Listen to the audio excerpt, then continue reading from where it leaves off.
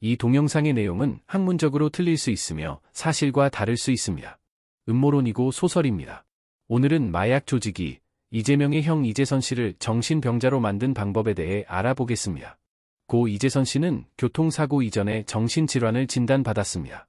이재명은 이재선 씨를 정신병원에 입원시켰습니다. 많은 사람들은 아무리 형이 정신병을 가지고 있더라도 어떻게 동생이 형을 정신병원에 강제 입원시키는가, 폐륜 아닌가 하고 생각하는데, 저는 폐륜에 관한 문제가 아니라 머리가 좋아야만 할 수 있는 공인회계사인 이재선 씨가 어떻게 정신병자가 되었는지에 대해 의문을 가졌고 이를 약학적으로 알려드리려고 합니다.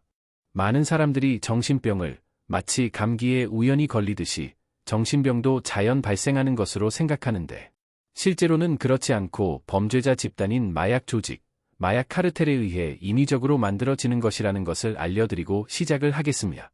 마약 조직이 멀쩡한 사람을 정신병자로 만드는 방법을 알아보기에 앞서 정신병에 대해 먼저 알고 있어야 합니다. 그럼 이제 정신병에 대해 알아보겠습니다. 정신병에는 여러 가지 병들이 있으나 일상생활에서 일반인들이 정신병이라고 말할 때에는 정신분열증이라 불렸던 조현병, 조증, 조울증 등을 주로 정신병이라고 부르고 있습니다. 이들 증상은 정신과 전문의가 아니더라도 일반인이 느끼기에도 저 사람은 정신이 좀 이상한 것 같다고 쉽게 알게 되는 증상들이기 때문입니다. 이 병들의 증상은 서로 비슷하며 오늘 동영상에서는 정신분열증이라 불렸던 조현병을 중심으로 알려드리겠습니다. 정신분열증 또는 조현병의 대표적인 증상은 환각과 망상입니다. 환각은 현실적으로 존재하지 않는 것을 감각적으로 느끼게 되는 증상을 말합니다. 실제로는 소리가 나지 않았는데 소리가 들리는 것을 들을 청자를 써서 환청이라고 하는데, 환자는 주로 신의 계시를 들었다거나 귀에 도청 장치가 있다고 말하곤 합니다. 귓속에 도청 장치가 들어있습니다, 여러분! 환청의 유명한 예시로는 내 귀에 도청 장치 사건이 있습니다. 뉴스 도중에 한 남자가 난입해서 내 귀에 도청 장치가 있다고 환청을 얘기한 사건입니다. 환상이 보이는 것을 볼시 자를 써서 환시라고 하는데, 천사를 봤다거나 귀신을 봤다거나 하는 것이 이에 해당합니다. 몸에 닿지 않았는데 닿았다고 느끼는 것을 닿을촉 자를 써서 환촉이라고 하는데, 환자들은 주로 벌레가 기어 다닌다는 느낌을 받습니다. 망상은 있지도 않은 것을 마치 사실인 양 믿거나 이치에 맞지 않게 망령된 생각을 하는 것으로 터무니없는 것을 강하게 믿는 신념을 말합니다. 이러한 정신병의 증상들의 원인을 생리학적으로 보면 도파민의 과다 분비가 원인입니다. 도파민은 우리 몸에서 나오는 호르몬인데 쾌락과 관련된 호르몬입니다. 좋아하는 이성과 첫 키스를 할 때 또는 컴퓨터 게임에서 최종 미션을 완성했을 때 나오는 호르몬이 바로 도파민입니다. 이 도파민이 많이 분비되면 아까 말한 정신병의 증상, 환각과 망상이 생깁니다. 마약 사범들은 바로 이 과정에 관여합니다.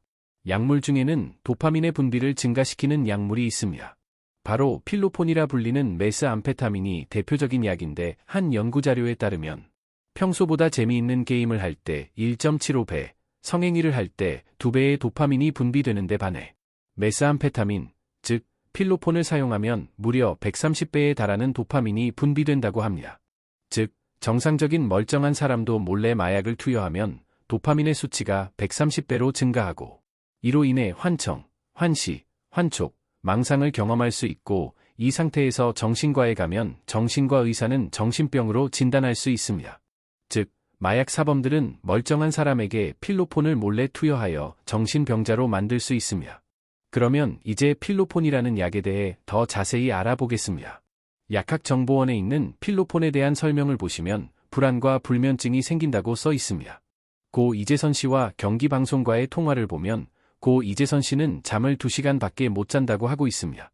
이는 필로폰의 전형적인 약효입니다. 필로폰은 일본이 태평양 전쟁 때 군함, 전투기 등 무기를 만드는 군수 공장에서 잠을 쫓기 위해 남용되었던 약입니다. 전쟁의 승패는 누가 더 무기를 많이 생산하느냐에 달려 있습니다. 적의 군함이 5척인데 아군의 군함이 10척이라면 이길 수 있지만, 적의 군함이 10척인데 아군의 군함이 5척이면 이길 수 없습니다. 그러므로 잠을 줄여가면서 더 빨리 더 많이 무기를 만들어야 전쟁에서 이길 수 있기 때문에 일본은 필로폰을 먹어가며 잠을 자지 않고 군함과 가미가제 전투기들을 만들었던 것입니다.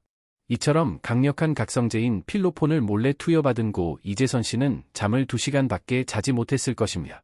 2시간밖에 잠을 자지 못했다는 것이 필로폰을 투여받았다는 강력한 증거가 되는 것입니다.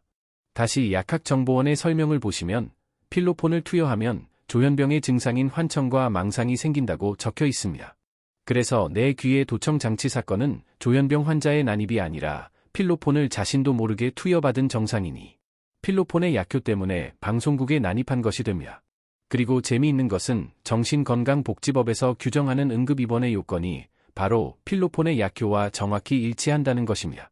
정신건강복지법에 써 있는 자신의 건강 또는 안전을 해하는 것을 스스로 자자를 써서 자해라고 하고 다른 사람에게 해를 끼치는 것을 다를 타를 써서 타해라고 합니다. 이를 줄여서 자해 및 타해라고 하는데 자신을 해치거나 타인을 해치는 행위를 말합니다. 이렇게 자해 및 타해의 위험이 있는 사람을 발견할 경우 정신건강복지법에 의한 응급입원을 시킬 수 있습니다.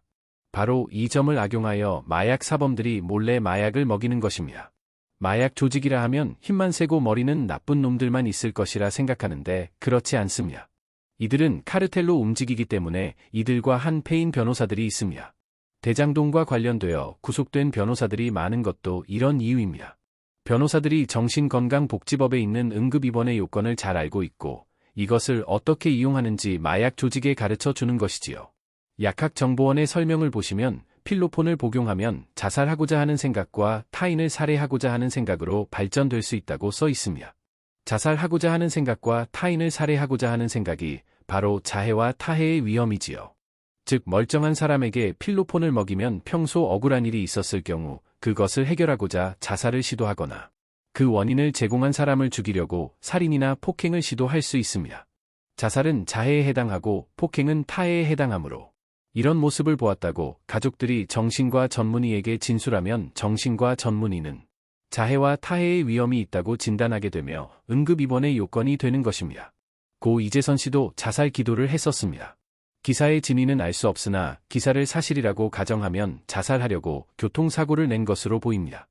당시 이재선 씨는 이재명 지사와 앙금이 있었고 매우 억울해하였습니다. 이럴 때 필로폰을 먹이면 그 억울함이 증폭되어 내가 죽든 그 놈을 죽이든 결단을 내야겠다는 극단적인 생각에 사로잡히게 됩니다. 그리고 이재선 씨가 어머니와 형제 자매들을 폭행한 사건이 있었는데 이 역시 필로폰에 의한 타해입니다. 2012년 7월 15일 남동생이 고 이재선 씨가 정신과 치료가 필요하다고 한 발언을 사과하라며 고 이재선 씨가 남동생을 폭행하였고 이를 말리던 여동생과 어머니에게도 상해를 가했다고 합니다. 일반인이 보기에는 고 이재선 씨가 정신병이 있어서 폭력적이고 타해의 위험이 있다고 생각하게 되는데 정신병 때문이 아니라 바로 필로폰의 약효인 것입니다. 즉 마약 조직은 그야말로 조직적으로 고 이재선 씨를 자해와 타해의 위험이 있는 정신질환자로 만들고 있었던 것입니다. 이재선 씨는 정직한 회계사였습니다. 그래서 성남시의 예산에 관심이 많았고 특히 이재명 지사가 모라토리움을 선언한 후 이를 비판하기 시작합니다. 이것이 마약 조직들의 심기를 건드렸을 것이라 봅니다. 마약 조직이 이재선 씨를 정신병자로 만들려고 마음을 먹었다고 봅니다. 이재선 씨를 정신병자로 만들면 여러 가지 이점이 있습니다. 우선 이재선 씨가 성남시의 예산 등을 비판할 때 사람들로 하여금 저 사람은 정신병이 있다던데 혹시 예산 금액이나 숫자를 혼동하는 거 아닌가?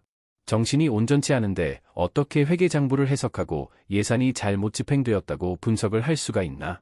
하는 의구심을 심어줄 수 있고 이것이 바로 대장동 사기 조직이 원하는 그림일 것입니다. 두 번째는 자해와 타해에 관한 것인데 대장동 사건은 조 단위의 엄청난 돈이 걸린 이권 사업입니다. 이재선 씨만 조용히 있으면 조 단위 돈을 마약 조직원들끼리 사이좋게 나눠 먹을 수 있는데 방해하고 있으니 하루빨리 제거해야 하는 것이지요. 그렇다고 직접 죽이면 살인사건이 되어 사람들의 이목이 집중되고 일이 커지므로 보통 자살로 처리합니다. 대장동 관련해서 여러 명이 자살로 생을 마감한 이유는 그 사람들만 죽으면 수조 원의 돈 잔치를 할 수 있기 때문에 그렇습니다. 이재선 씨 같은 경우도 정신병자로 만들어 놓으면 사람들은 어떤 사람이 정신병이 생기면 자해를 하고 자살을 한다고 하던데 하면서 정신병을 자살과 연관짓기 때문에 향후에 자살로 위장하여 처리하여도 많은 사람들이 의심하지 않기 때문에 미리 손을 써두는 효과가 있습니다. 타해 역시 이재선 씨가 어머니와 동생들을 때렸다고 하면 사람들은 전후 사정은 알아보지 않고 그저 아니 어떻게 자기 어머니와 동생들을 때릴 수 있나 하고 이재선 씨를 나쁜 사람으로 생각하게 되고, 이재선 씨가 성남시 예산을 비판하여도 사람들은 예산에 대해 알아보려고 하는 게 아니라 이재선 씨의 도덕성을 의심하게 돼요. 예산에 대해서는 알아보려 하지도 않게 되기 때문입니다. 그런데 이 시점에서 이상한 것은 이재명의 발언입니다. 이재명은 형 이재선 씨와 서로 죽이네 살리네 싸우는 전화통화에서 이재선 씨에게 아니 법적으로 안 해, 이 바보야. 법적으로 안 해 이 바보야 라는 말을 했습니다. 저는 이 발언이 아주 이상했습니다. 법으로 먹고 사는 변호사의 입에서 법대로 안 한다니 이게 무슨 말입니까? 이재명은 변호사이고 변호사야말로 법을 수호하고 약자를 위해서 법대로 일을 처리하는 사람 아닌가요? 이재선 씨가 잘못이 있다면 법대로 처리해서 처벌을 받게 해야지 왜 법대로 안 한다는 말을 했을까요? 그리고 이재선 씨를 바보라고 놀리는데 바보라는 말은 아무것도 모르는 사람을 뭔가 잘 알고 있는 사람이 놀릴 때 쓰는 말인데 이재명은 무엇을 알고 있었을까요? 그리고 이재선 씨는 정신병원에 입원시킨다며? 나 정신병원에 입원시킨다며 라고 이재명이 자신을 정신병자로 만들려 하는 것을 알고 있었습니다. 이재명은 이재선 씨를 불법적으로 강제 입원시켰습니다. 무엇을 알고 있었기에 이재선 씨를 자신 있게 강제 입원시키려 했던 것일까요?